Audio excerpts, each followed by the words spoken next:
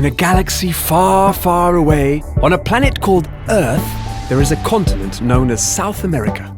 People there are usually hardworking, lovely, and creative. They also enjoy hugging and dancing. There is a small, lean community there called BCSA. This community specializes in manufacturing the greatest discovery of mankind since fire and the wheel. They make shiny objects in different shapes and colors using one of the most abundant elements on the planet, aluminium. With aluminium, humans build cars, aircrafts, and appliances, to name a few things. But the BCSA team make the most important thing of all: beverage cans, billions of them. They produce them 24 hours a day, year after year, to pack beverages that keep the other humans alive, full of energy and happy, maybe even too happy. For years, the BCSA team has been doing everything they can to win the hearts of their fellow South Americans. They do deserve it, don't they? They can be warm, friendly, and kind. They are love at first sight. Back to the point. After a bit more than a decade, BCSA has become a very strong community, with 13 units strategically spread across the continent and currently producing 14 billion cans a year. BCSA has also become the market leader, with 55% market share. However, along this journey, BCSA had to face a major challenge to maintain its leadership position. For many years, the 12-ounce can, their main product, was the most popular can everywhere. But all of a sudden, everything changed. People in South America had become eager for changes and started asking for different types of cans, different features, different shapes, lower cost. BCSA struggled for a while. It no longer had the most suitable product mix to meet market needs. And as a result, it started losing market share. It was a difficult period, and quite frankly, it was a bit sad to watch them struggling for a while. I could hardly sleep. But you know BCSA, they always come up with something. And they did. In order to do a turnaround, the BCSA team came up with an interesting plan. Hang on, I'll share it with you. I'm sorry, I'm a bit excited. The BCSA strategy encompassed 3 pillars: customers, operations, and engagement. From 2012 onwards, the BCSA commercial team started working a bit differently with each of their main customers. In order to understand their future needs, not only in terms of volumes, but also regarding shapes and to detect opportunities, a collaborative planning methodology was created. They could now understand that specialty cans, for instance, could grow far more than their customers had anticipated. It was also possible to understand that the demands for those cans were too concentrated and that their footprint was the best vehicle for regionalizing them. A plan was then created to adjust BCSA's production capability to cope with the projected demand. Another change had to do with the way the business is run. At that time, the operating philosophy was make to order, but this is gradually changing to make to stock. The change is still underway and will hopefully be completed in 2016. This change allows stocks to be more efficiently managed, minimizing product shortages and maximizing the utilization rate.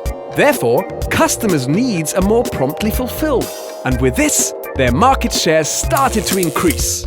When customers began to notice the changes, their reaction was immediate. Demand for specialty cans across the country increased well beyond everybody's expectation. And the market continues to grow, as does BCSA. Belém has now been producing sleek. Brasilia, the same. In addition to 12, 8.4 and 24 ounces, Pouso Alegre has also been producing sleek and 16 ounce.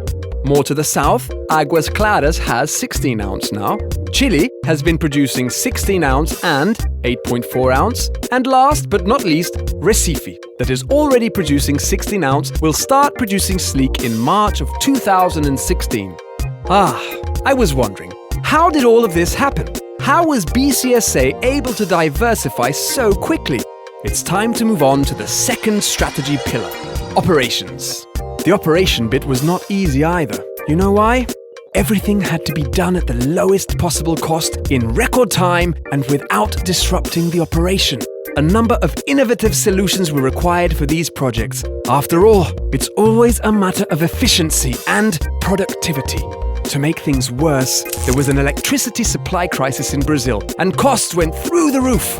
Hey, hello? Can anyone please turn the lights on? Hello? In order to face these challenges, the ops team came up with a plan. Engineers, always innovative but somewhat predictable. The plan had three major fronts: technology, engineering, and optimization. In technology, the BCSA team started working with virtual manufacturing, a method that allows the team to run digital simulations to test engineering solutions and improvements before they are implemented, thus minimizing the risk of errors and ensuring the best solution is found. This tool was crucial to determine which lines had to be converted and also to ensure the shortest response time to beat the competition. In engineering, a number of innovative solutions were developed. More than 2,000 Kaizens were executed at their plants. Interesting innovations can be seen everywhere, from their cuppers to their neckers. These changes allowed the compressed air network pressure to be reduced, enabling an important step change in electricity consumptions at all locations. As far as optimization goes, the BCSA team used the lean culture as a starting point, and what came afterwards was very helpful. Tools were shared among the locations. The engineering and lean teams supported size and label changeovers. Multi-unit teams worked together to reduce costs and increase the speed during the changes. You wouldn't believe it. Finally, the most important BCSA strategy pillar: engagement. The whole organization had to be engaged to be able to cope with all line conversions, several improvement projects, and the building and startup of the Chilean line, while operating all existing lines with safety, quality, and efficiency. A number of engagement programs were of paramount importance to this process. iCare focused on behavioral safety. TTO focused on operations, sharing best practices related to line conversion. Energy efficiency program, quality excellence program, Can Cup, special visit, #show your best, and the list goes on and on and on. I am telling you all of this so you can understand the importance of the results achieved in 2015. In 2015, BCSA celebrated 1 year without a lost time accident. It must also be said that 11 out of their 13 plants have had no lost time accidents for 3 or more years. The specialty can market grew 17% a year from 2012 to 2015, whereas the BCSA average growth in the same period was 20%. BCSA currently has 56.5% of the specialty market. This means an increase of 6.2 percentage points versus 2014 and an increase of 9.2 versus 2013. Even though 2014 was a World Cup year, in 2015, BCSA grew 1.5% compared to 2014. In the same period, the market grew 0.8%. More than 80 production records were broken at their plants in 2015. They set an all-time quality record on the last customer survey with a performance of 97% for Ambev and 96% for Coke. And you know what?